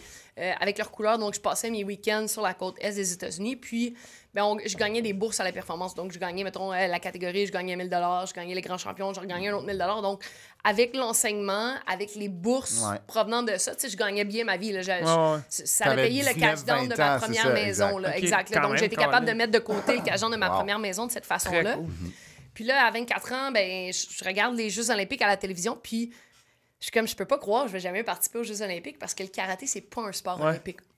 Et là, mon copain de l'époque m'a dit, Marie-Ève, t'as le choix, là, tu peux aller faire du taekwondo ou de la boxe. Puis là, moi, ma réflexion a été tellement profonde, j'ai dit, Ben moi, je peux donner les meilleurs coups de poing que tes coups de pied, je vais aller boxer. Wow. C'est comme ça que j'ai Simple commencé as à boxer. that. Ouais, c'est ça. Ok. Une réflexion profonde. Ça a switché comme Ouais, ça. ça a switché comme ça. J'ai mis les pieds dans un gym de boxe.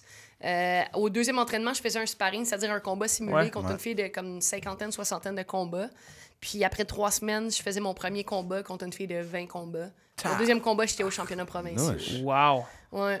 Mais... Ça va vite quand même. Si t'as du talent, puis... Ben, si t'as du talent... Si tu gagnes, dans le fond... Ben, tu gagnes, mais aussi, tu sais, moi, j'ai toujours eu ce guts-là. Ben, en fait, je sais pas si c'est du guts ou de la naïveté, là. Moi, je comme... c'est un beau mélange des deux, ouais. C'est un bel hybride, là. Mais tu sais, des fois, je me suis pété souvent, puis je me suis compliqué le chemin parce que, justement, ce guts-là m'amenait dans des positions, des fois, où... Tu sais, à un moment donné, tu as du gars, tu réfléchis pas trop, puis tu fais juste foncer. À un moment donné, ça mais toi, tu vas souvent au bout de ton idée, puis là, tu vois si ton idée est bonne ou pas. Je vais juste tout le temps au bout de mon idée. Je fais pas souvent, j'y vais tout le temps. Puis là, des fois, au final, je suis comme, ouais, c'était pas ma meilleure, celle-là.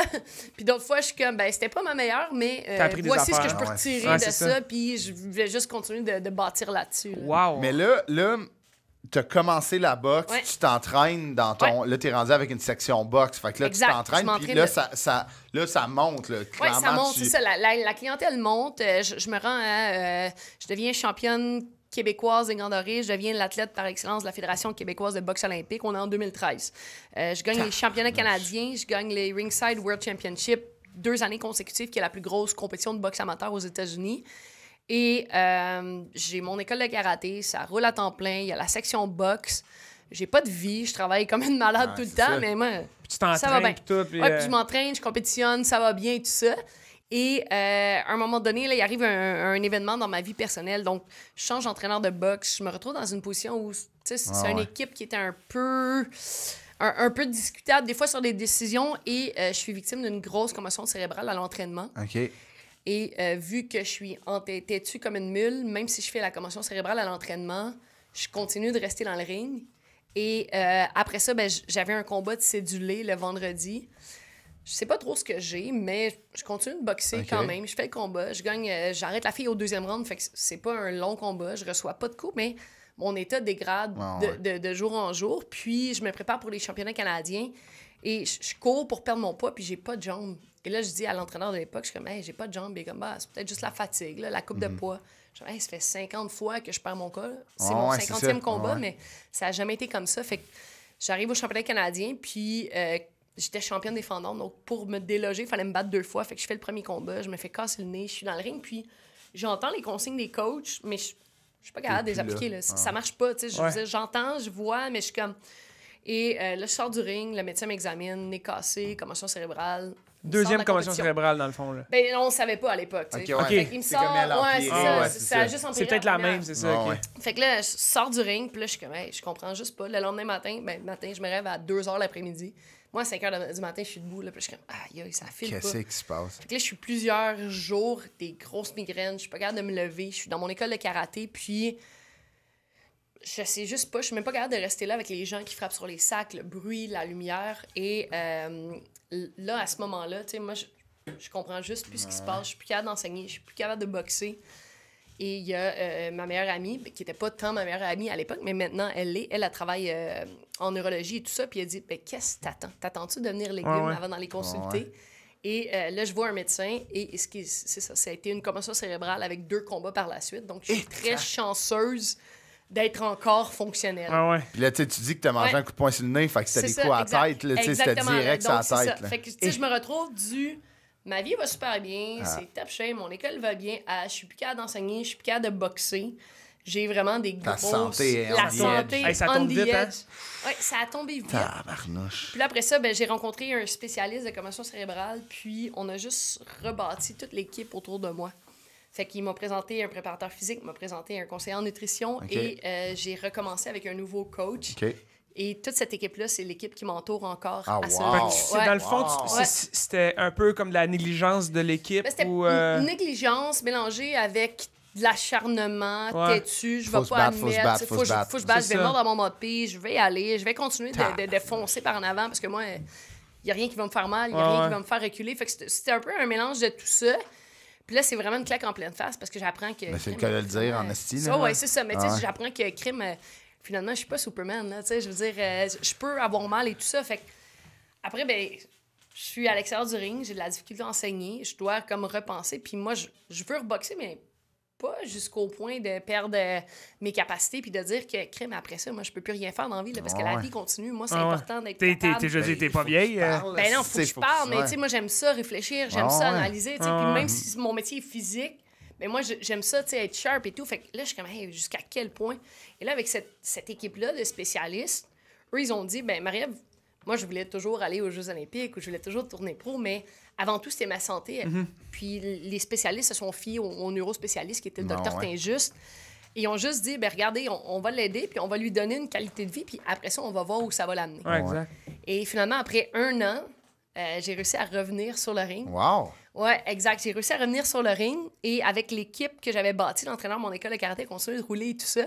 Et là, je reviens sur le ring chez les amateurs. Je fais un premier combat contre la championne ontarienne chez elle à Toronto parce que mon coach veut absolument me sortir du Québec pour enlever l'aspect pression et tout ça. Je gagne le combat de façon très décisive. Il dit, après ça, je dis, moi, je veux tourner pro. Puis là, il me dit, ben Marie-Ève, je peux pas te dire non, mais ici au Québec, là, il y en a pas de boxeuse pro. Fait qu'il dit, avant de tourner pro, je vais te mettre 3 tests. Celui-là contre la championne ontarienne. Après ça, tu dois venger ta défaite des championnats canadiens. Contre la fille qui t'a commotionné, en fait. Exact. Fait que t'avais-tu fait ton deuxième combat pour Fait que là, je fais mon deuxième. OK, c'est... Non, c'est ça. Non, je l'avais pas fait là-bas. Le médecin m'avait retiré. Fait que là, je fais le deuxième combat. Je la bats. Et ensuite de ça, il me fait affronter la fille qui s'en va aux Jeux olympiques, qui est championne panaméricaine.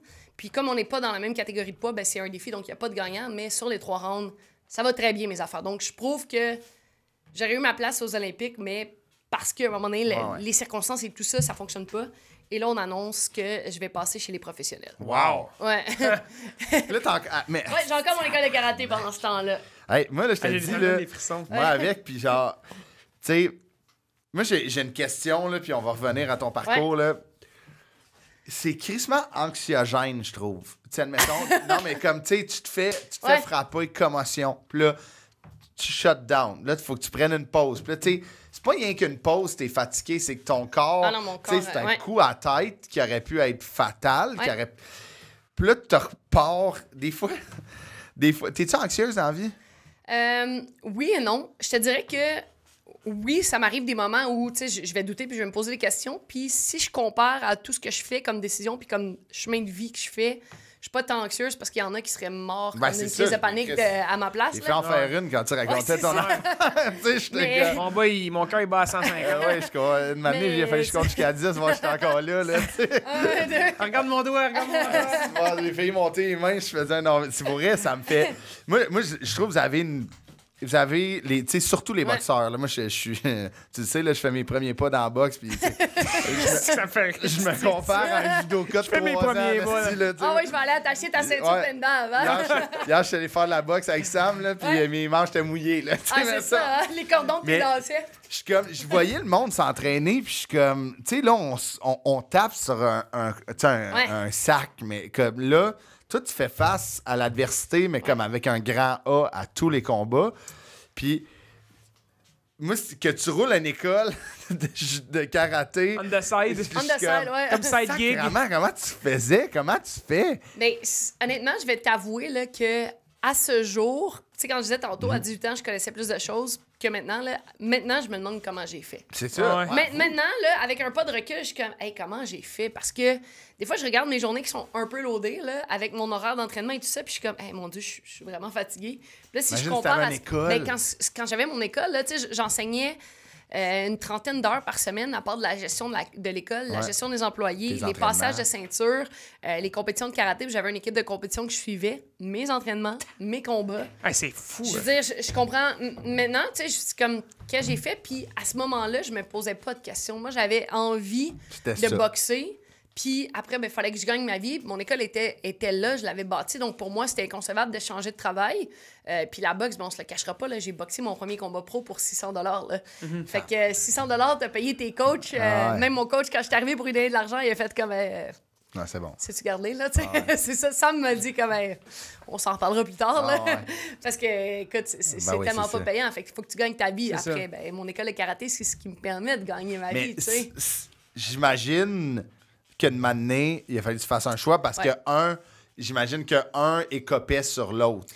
Ben exact, là, tu sais, parce que je m'entraînais dans mon école parce qu'il y avait une section boxe, donc mon coach venait m'entraîner là. Et là, mettons, je suis en train de m'entraîner avec mon coach, puis les employés devaient partir le cours. Puis là, il est 6h02, le cours est pas parti. Moi, je suis en train de boxer, mais je suis juste en train de me dire, mais comment ça, le cours est pas parti? Ouais, c'est ça. Puis là, je suis là, je regarde. T'es pas là, tu sais, fait que c'est ça. je suis pas concentrée sur ma boxe. Puis là, après ça, des fois... Tu donnes pas le cours non plus, fait que tu peux pas avancer aucun des deux projets. Non, j'avançais pas les deux projets parce que c'était pas moi qui donnais le cours. Le cours partait en retard. J'étais pas concentrée à boxer parce que j'essayais de trouver une solution que le cours parte. Ouais, je comprends. Puis là, des fois, il y avait les parents ou les clients qui voulaient venir me poser des questions. Puis même si j'ai la meilleure réceptionniste en avant, ça reste que la compagnie, l'école est à moi. C'est ça. Fait que si la réceptionniste dit au client quelque chose qu'il veut pas entendre, lui, il est comme, hey, moi, je vais aller voir Marie-Ève. Je vais aller voir Marie-Ève, c'est la Fait que boss. Marie-Ève qui est en train de boxer, puis là, le client qui vient poser des questions, je suis comme, hey, veux-tu savoir? Reste poli. Ben non, mais veux-tu savoir jusqu'à quel point j'en ai rien à foutre de ta question? Fait que là, après, il y a une prise de conscience qui fait comme, hey, je peux pas, en tant que propriétaire d'entreprise, en tant qu'image de l'entreprise, vous verrez les clients de bord comme ça. Puis je peux pas, en tant que boxeuse, oui, c'est la 4e fois que je frappe le micro. 5e. 5e? Ouais. OK, parfait, excusez. Puis je peux pas, en tant que boxeuse, pas porter attention à ce qui se passe. Parce que là, c'est beau, je suis avec mon coach, mais quand c'est des coups qui arrivent dans ma face, c'est un point qui rentre, là, tu sais. Je peux pas regarder l'horloge à savoir si le cours va partir. Fait que après, je suis à la croisée des chemins, puis je me dis, hey, je suis en train de faire planter mon école de karaté parce que je boxe trop, puis je suis en train de planter ma boxe parce que je me concentre trop sur ma business, là, tu sais. Hey, j'ai déjà été distrait d'un corpo parce qu'il y a un verre qui est tombé. Imagine, c'est un coup de poing dans la Ouais, face qui m'arriverait. Tabarnouche. Ouais. Fait que là, t'as vendu. Ouais, ben en fait, je suis arrivée quand je suis arrivée en championnat nord-américain pour ma ceinture en ABF. Ouais. Un moment donné, c'était vraiment juste trop. Ouais, Et ben là, les bourses commençaient à être un petit peu plus considérables. Je pouvais envisager de gagner ma vie avec les commanditaires, avec les bourses. Mais il fallait quand même que je décide de réduire mon train de vie. Donc, je suis arrivée, je me dis, hey, si je réduis un petit peu mon train de vie, je sais que je peux joindre les deux bouts comme ça. Maintenant, pour moi, tu sais, mon école de karaté, ça faisait 12 ans que je l'avais. Ouais. J'avais des élèves qui étaient avec moi. C'est quand même un success story, là, cette école-là. Là. Ben, j'avais des élèves qui étaient avec moi depuis des années. Ouais. Puis, pour moi, je pouvais pas les laisser tomber. Donc, ce que j'ai fait, j'ai vendu à une de mes élèves. Ah. Et ce que j'ai dit aux élèves que j'avais en cours privé, je dis, ben, regardez, j'ai ce temps-là à vous donner. Je vais être avec vous tant aussi longtemps que vous allez vouloir de moi. Puis un jour, vous allez être capable de passer à autre chose, mais c'est pas moi qui va vous abandonner. Ouais. Et après, j'ai dit, ben, je vais donner un cours aux instructeurs une fois par semaine. Fait que j'enseignais encore aux instructeurs de l'école. Fait que j'étais encore impliquée. Et j'avais encore... a de l'allure, je trouve. Ben, je trouvais que ça avait de l'allure. Ah, ouais. Et j'avais encore des élèves en cours privé. Puis tranquillement, ben, les élèves en cours privé, ben, je les envoyais faire un cours avec un de mes profs, un cours avec un autre de mes amis. Que t'avais formé, fait que... Ben, mon prof qui m'avait formé moi. Ton prof, Mon prof qui m'avait formé moi. Fait que là, comme, ouais, finalement, s'il l'a formé, elle doit être quand même pas pire. Fait que là, on aime ça. Mais on va revenir quand même de temps en temps avec toi. Puis là, plus de disponibilité. Fait que ça fait qu'au final, ben, la séparation, elle s'est faite vraiment graduellement. Vraiment? Ouais, c'est vraiment cool. L'école existe encore. Puis, ben, moi, j'ai boxé à temps plein. Puis aujourd'hui, je suis champion du monde. Ah, ouais? C'est incroyable. Puis ça, mettons, t'as genre 24. Non, je suis rendue un petit peu plus vieille. Là. Je suis rendue à peu près dans la trentaine à cette époque-là. Ouais. Mais tu disais que tu étais fidèle, là, mais à quel point tu es fidèle que tu donnais encore des cours aux élèves parce que tu n'étais pas game de leur dire que tu n'avais pas le temps. Parce que clairement, tu n'avais pas le temps. Non, je n'avais pas le temps. Puis ce qui était cool, c'est que mes élèves le comprenaient. Puis à la place de me faire... Puis c'est ça qui a été cool, puis qui a été vraiment comme enlever de la pression sur mes épaules. C'est que quand j'étais propriétaire de l'école puis que j'avais pas le temps...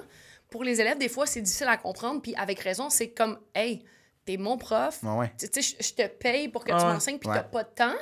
Alors que là, c'était comme changé complètement. C'était comme, voici le temps que j'ai. Voici le temps que j'ai. T'es plus obligé de faire ça parce que c'est plus à toi l'école. Mais on apprécie que tu nous donnes ce temps-là. Fait que ça a comme changé la perception. Puis mes élèves ont toujours été tellement reconnaissants. Puis ce qui est vraiment cool, c'est que la plupart de ces élèves-là en font encore. Il y en a quelques-uns qui ont ouvert des écoles de karaté. Je suis allée à l'ouverture de ces écoles de karaté-là. De la franchise. De la franchise, ouais. C'est vraiment cool. Là. Je suis allée... je trouve ça cool parce que, tu sais, pour moi, ce qui est important, puis ce que je me rends compte dans ma vie, c'est que le fil conducteur, c'est d'avoir un impact sur les gens. Moi, c'est ce que j'ai toujours trouvé cool dès que j'ai commencé à enseigner, c'est que, tu sais, quand tu travailles avec des kids, puis tu réalises que tout ce que tu leur dis, ils prennent ça pour du cash. Puis que tu peux vraiment les aider dans la vie à faire des bons choix. J'ai fait comme, hey, c'est donc bien cool ce métier-là. Puis tu sais, de voir que ça a fait ces petits, puis que ces gens-là, ben, je leur ai donné le goût à une passion, je leur ai donné le goût pour les arts martiaux, puis ils en font quelque chose de leur métier, de leur vie. T'sais, moi, c'est ce que je trouve le plus fun de ce parcours-là. Former des humains avant des athlètes. C'est vraiment cool. Puis ce qui est hot, c'est que, tu sais, admettons, t'as formé des athlètes, t'as formé des humains là-dedans. Tu sais, admettons, je connais pas beaucoup les arts martiaux, mais je pense que c'est aussi des écoles de vie, c'est d'être très respectueux puis de faire attention. Mais tu sais, comme les 2, 3 ou les 3, 4 personnes qui ont ouvert des écoles de karaté, tu leur as donné, puis la personne à qui tu l'as vendu, tu as vendu une carrière, tu sais, admettons, qu'il a appris. Mais comme toi, tu parles de ton coach, eux, ils doivent parler de toi. C'est de donner au suivant qui est comme dans ces sports de combat-là, qui a l'air d'être beaucoup plus présent que des sports d'équipe. Ben oui, mais en même temps, c'est pas vrai, parce que tu sais, je suis sûr que tu te rappelles d'un de tes coachs qui a fait un impact dans ta vie. Tu sais, je veux dire, c'est pas tout à fait le même degré, mais il reste un impact dans notre vie. J'ai coaché, ça vient de là. J'ai voulu redonner, mais moi, il n'y a personne qui s'est parti à une école de hockey après. Mais c'est différent. Ils sont encore jeunes aussi, là, les gars que tu as coachés. Mais là, ils ont 16. Il y en a 3-4 qui jouent junior majeur. C'est ça. Puis c'est super le fun de les voir. Puis c'est rendu des. Tu sais, moi, je les ai coachés à 11-12 ans. C'est rendu des hommes, là. C'est rendu. Tu sais, on s'est parlé récemment. Puis, tu sais, leur voix. Ah non, c'est incroyable, hein? Tabarnak! Genre, il était comme, tu sais, je leur disais quelque chose, puis oui, ça parle de même! Puis ça, des petits bobs, là, c'est comme, salut Chris, puis il donne la main, puis il pogne ma main, t'es comme, OK, Chris. Non, moi, j'ai des élèves qui ont des enfants maintenant. Là. Ben oui, c'est ça. Là, je suis comme, C'est-tu quelque chose que tu veux peut-être répéter, récidiver boxe, Non, mais plus tard, quand tu vas slacker, mettons, ta carrière professionnelle? Ben, honnêtement, là, moi, je suis le genre de fille, quand je tourne la page sur quelque chose puis je passe à un autre chapitre, je vais vraiment de l'avant. J'ai aimé enseigner, mais si tu me demandes, est-ce que tu as envie de refaire ces horaires-là? Non, mais je dis pas là, mais tu sais, plus tard peut-être. Non, je pense pas, mais c'est un peu la raison pour laquelle je me suis dirigée en communication, puis la raison pour laquelle je fais télé, podcast, radio, parce que en boxant, c'est vraiment cool. Tu sais, j'aime ça la boxe, j'aime ça mon sport, mais on dirait que j'avais l'impression qu'il me manquait ce côté-là, contact. Tu sais, le côté de dire aux gens comme « Hey, let's go, vas-y, tu sais, puis prends ta santé en main, puis prends ta vie en main, puis vas-y », que je pouvais faire avec l'école de karaté. Fait que j'ai un peu l'impression que c'est ce que je peux faire avec les médias. C'est peut-être un petit peu moins personnel, mais en même temps, c'est tellement large. Ça ratisse plus large. Fait que j'ai comme l'impression que la boucle se boucle tranquillement dans cette direction-là. Puis ça me permet de garder ce fil conducteur-là qui m'a toujours fait triper dans ma vie. Puis parlons-en de cette boucle-là. C'est par l'entremise des communications que tu as vraiment... La boucle avec le karaté, tu l'as faite récemment. Oui, c'est vraiment cool, ça. J'ai été appelée l'année passée pour faire le travail d'analyste en karaté pour les Jeux olympiques de Tokyo. Wow! Ouais, fait que ce qui est cool dans tout ça, c'est que quand un pays est hôte des Jeux olympiques, il a le droit de mettre des sports à l'essai. Et comme le Japon, ben, on sait que c'est le berceau des arts martiaux. Eux, ils ont décidé d'incorporer le karaté aux Jeux de Tokyo. Pour le moment, c'est peut-être la seule et unique fois de l'histoire que ça va se faire parce que pour les 8 prochaines années, c'est sûr que le karaté sera posé aux Jeux olympiques. Et dans un avenir lointain, peut-être que oui, mais pour le moment, ça se peut que ce soit la seule fois. Et quand on m'a appelé pour faire ce travail-là, j'ai fait comme, attendez une minute, là. Hey, c'est fou! Le karaté m'a amené à la boxe, la boxe m'a amené au com. Et là, j'ai la chance de faire des communications par le karaté pour les Jeux olympiques qui, initialement, m'emmenaient à la boxe. Fait que c'est comme, my God, je pouvais pas espérer mieux. C'est bien fait. Là, ben oui. Tu sais, des fois, là, tu te dis, hey, je sais pas trop où ça va m'amener, ce projet-là. Je sais pas trop pourquoi je fais ça. C'est un peu comme ça. J'ai commencé à faire des coniques au 91-9. J'ai jamais pensé que ça pouvait m'amener un jour à faire ça. Hey, c'est fascinant. Malade. Là, puis là, maintenant, dans la communication, t'es assez quoi, t'es avec la poche bleue, tu sais, admettons, il y a beaucoup de choses mais la boxe, c'est pas fini, là. C'est pas fini, parce que quand j'ai commencé à boxer, moi, je voulais devenir championne du monde, chose que j'ai faite. À quel âge? J'avais quel âge? 25? En 2018. Non, j'étais 30. Ben, chez les amateurs, mais je n'ai pas été championne du monde chez les amateurs. J'ai gagné des tournois mondiaux, mais je n'étais pas championne du monde. Chez les professionnels, je suis devenue championne du monde en décembre 2018. C'était la première fois de l'histoire du Québec qu'une fille devenait championne du monde. Mais moi, j'ai toujours dit je vais devenir championne unifiée.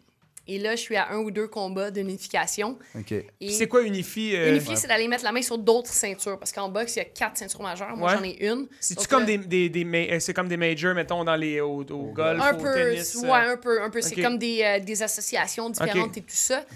Donc, moi, j'ai l'IBF et là, je vais aller mettre la main sur les autres ceintures. Puis c'est pas une affaire de poids, là. C'est vraiment des ceintures différentes. Chaque poids, il y a 4 ceintures. OK. Fait que, tu sais, par catégorie de poids, il y a 4 ceintures. Donc, fait que dans ta catégorie de poids, tu as une des ceintures, mais exact. là, je vais aller chercher les autres. OK. Ouais, exactement. Wow. C'est ça. On te le souhaite, puis on a hâte de... Moi, je peux pas tourner la page là-dessus tant que ça s'est pas fait. Ouais. Mais est-ce que tu vas être capable, tu penses, que si ça arrive pas de faire... Parce que, tu sais, on va se le dire, ton legacy en boxe féminine, mais boxe, point, est faite. Ta carrière est sensationnelle. Comment, Marie-Ève Dicker, je commence à te connaître un peu. Comment tu vas être capable de faire j'ai donné ce que j'avais à donner, j'ai fait ce que j'avais à faire? Mais tu vois, je pense que c'est une question d'un cheminement, puis c'est beaucoup de pensée. J'ai la chance d'être entourée d'un spécialiste. Ben, c'est un psychologue sportif pour ça, mais j'ai aussi un spécialiste qui est un expert en transition. Il s'appelle Julien Gauthier, d'ailleurs. Si vous voulez checker un petit peu sur les réseaux sociaux, ce qu'il fait, c'est vraiment fascinant. Il y a de l'athlète dans les transitions de sa vie, que ce soit de son sport à l'après-carrière et tout ça. Énorme. Exact. Donc, le processus, le cheminement a été fait dans ma tête dès le jour 1 de comment j'allais placer mes pions pour la suite des choses. Puis, c'est un peu quand je parle de fil conducteur, de continuer d'essayer d'avoir un impact le plus que je peux, puis de le transmettre aux gens. Bien, cette mission-là, pour le moment, la boxe, ça a été mon véhicule. C'est avec la boxe que je l'ai fait, mais je peux aussi le faire par les communications. Je peux aussi le faire par plein de choses. Donc, ce questionnement-là, ce processus, cette réflexion-là est entamé depuis longtemps. Donc, moi, ça va être de trouver un projet qui me permet de me réaliser, qui me permet d'atteindre cet objectif-là, puis qui me fait triper autant que la boxe. Puis tranquillement, pas vite, que ce soit par les chroniques radio, que ce soit par le podcast avec les boys de la poche bleue. Je suis en train de trouver... complètement. Toi, tu veux juste t'épanouir, puis tu vas trouver la branche... Ben, pour moi, ce que je vais faire dans la vie, ça va toujours être le véhicule de ce que je veux au fond de moi. Puis pour moi, le métier que je vais faire, c'est pas ce qui va me définir comme personne. Puis c'est ce qui va me permettre justement de tourner la page sur la boxe. En ce moment, je peux pas tourner parce que je veux pas vivre. Mais c'est parce que je veux pas vivre avec le regret de faire comme hey, j'étais à 1 ou 2 combats. Puis j'ai juste passé à autre chose parce que l'appât du gain était plus gros. C'est ça, exact. Je sais en ce moment que c'est vraiment cool, puis c'est comme dans n'importe quoi, c'est tout nouveau, tout beau. On a beaucoup d'offres sur la table. Puis en communication, il y a moyen de bien gagner sa vie au Québec. C'est ça. Puis c'est sûr que les communications, ça demande moins de sacrifices au quotidien que la préparation à un combat de boxe. Fait que des fois, il arrive check les boys de la poche bleue. Ouais, ben c'est ça. Il arrive à un certain point dans ta vie où tu fais comme, hey, moi, j'ai donné, là, je veux dire... des camps d'entraînement, des diètes, des moments, pas d'alcool, à me coucher à 8h30, à pas avoir de vie sociale. Il arrive un moment où je sais que je vais être tannée de le faire. Vous faites pas ça à Poche Bleue? À Poche Bleue, ils le font. C'est non, ça, mais tu sais, puis mais c'est, tu sais, je comprends, puis je suis content que, tu sais, cette transition-là commence, parce que, tu sais, on n'est pas dans ta situation, mais je sens que ça... C'est beaucoup demandé à un athlète de faire. Surtout quand que tu sais, t'as une des 4, puis tu le sais, puis on le sait que t'es capable de la chercher. Il y a un côté de toi dans ton cerveau qui est comme... Dans ton cœur, surtout. Dans mon cœur, moi, c'est ça. Mais tu sais, tu dis que t'es loyal avec les gens, mais t'es loyal avec toi-même aussi. Tu t'écoutes beaucoup, puis ça, c'est une qualité, mais je comprends que justement, à cause de ça, ce questionnement-là est encore plus tough. Bien, le questionnement est tough, mais après, tu sais, je veux dire, moi, j'ai toujours fait confiance au processus, puis la vie m'a prouvé que j'ai bien fait parce que, tu sais, si on regarde le cheminement que j'ai eu, je suis passée de sciences humaines, profil monde, à, tu sais, je fais des communications, là, tu sais, je veux dire, championne du monde de boxe, de karaté, fait que, tu sais, j'ai vraiment fait confiance au processus, puis d'étape en étape, je pense que si tu es fidèle avec toi-même, si tu restes avec tes valeurs, bien, tu vas trouver ton chemin puis tu vas finir par utiliser cette situation-là puis cette opportunité-là pour t'amener ailleurs. Après, est-ce que je suis rendue ailleurs que la boxe? Non. Est-ce qu'il me reste encore des gros combats? Oui. Ouais, c'est ça. Est-ce que quand le temps va être venu, je vais être capable de le faire? Je sais que ça va être difficile, mais je sais que j'ai tous les outils pour le faire. Ben, c'est parce que c'est comme si je te disais demain matin, « Hey, Ludo, je chante plus puis fais juste des coms. » Ouais. Serais-tu capable Non, de mais je faire veux ça? dire, pour le combat de boxe, aller chercher les autres ceintures. Ah, c'est pas tant ça qui va être difficile que de prendre la décision de plus boxer. Ouais, tu c'est ça. c'est plus un combat, changement. c'est combien? Admettons, parlons, parce que nous, on voulait... Moi, j'ai beaucoup de questions sur la boxe. Là, je trouve ça malade. Ouais, moi aussi, Le nouveau boxeur en toi. J'en connais pas beaucoup, mais ça me fascine vraiment beaucoup. Là. Est-ce que tu peux te battre plus qu'une fois par année? Ben, en début de carrière, là, je boxais 4 à 5 fois par année. Puis, tabarnak. Ouais. J'ai passé ma vie en boxé camp hier, d'entraînement, m'a boxé dans un mois, moi. Non, attends une minute, là, t'as pas fait de combat. Boxer comme ça, là, comme t'as fait, moi, je fais ça 6 fois par semaine. Avec un entraînement le matin, tu sais. En plus. Mais admettons, admettons des combats de championnat du monde comme ça, tu pourrais pas en avoir 2 dans une année. Ben, on pourrait. C'est juste que là, en ce moment, quand on arrive au moment où tu veux aller unifier, tu veux aller chercher des gros combats, c'est des négociations de champion entre champions. OK. Fait que, tu sais, jusqu'à quel point tu veux mettre ta ceinture en jeu, puis jusqu'à quel point tu veux venir boxer, c'est là où, ben, ça prend des gros sous, ça prend des gros commitments de la part des promoteurs, et ça devient un petit peu plus difficile à organiser parce que, ben là, personne ne veut aller perdre sa ceinture, personne ne veut aller boxer dans des conditions qui sont pas optimales. Puis à un moment donné, ben, il faut que tu trouves un terrain d'entente. Donc, à cet effet-là, c'est là où ça devient compliqué, plus que physiquement. Moi, je pourrais boxer 2 fois. OK. J'aurais voulu boxer 2 fois cette année. Même, admettons, si tu te fais... Admettons, tu perds, puis tu perds par, admettons, je sais pas, KO. Ouais. Tu peux-tu boxer dans la même année?